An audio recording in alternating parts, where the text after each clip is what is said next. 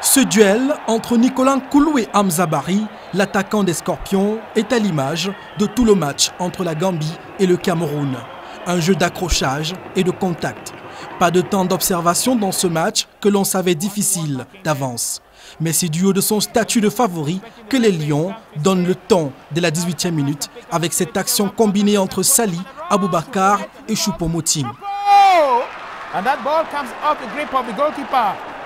Quelques minutes plus tard, c'est encore Vincent Aboubakar, en situation de fixation, qui tente de battre Christopher Allen, plutôt bien placé sur le coup.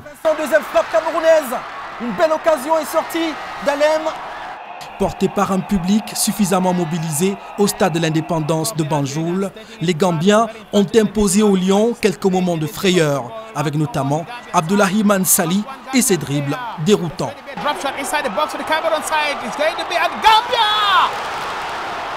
Mais malgré ces assauts répétés des Scorpions, il n'y aura pas de but au terme de la première période.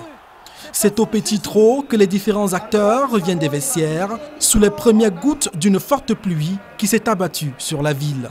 Comme à la première période, la ligne d'attaque camerounaise ne tarde pas à se mettre en évidence.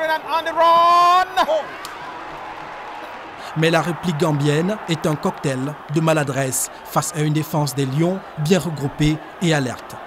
Il faut attendre la 65e minute pour que les supporters camerounais savourent le jeu de la différence. En 4 passes de balle, Vincent Aboubakar conclut une action partie de Fabrice Ondoa.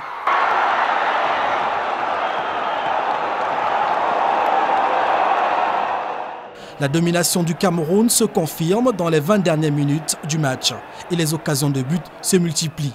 À défaut d'aggraver le score, les Poulains de Volker Finke ont su le maintenir pour enregistrer leur deuxième victoire consécutive. En attendant la 3e journée en mars 2016, le Cameroun est leader du groupe M devant la Mauritanie, l'Afrique du Sud et la Gambie.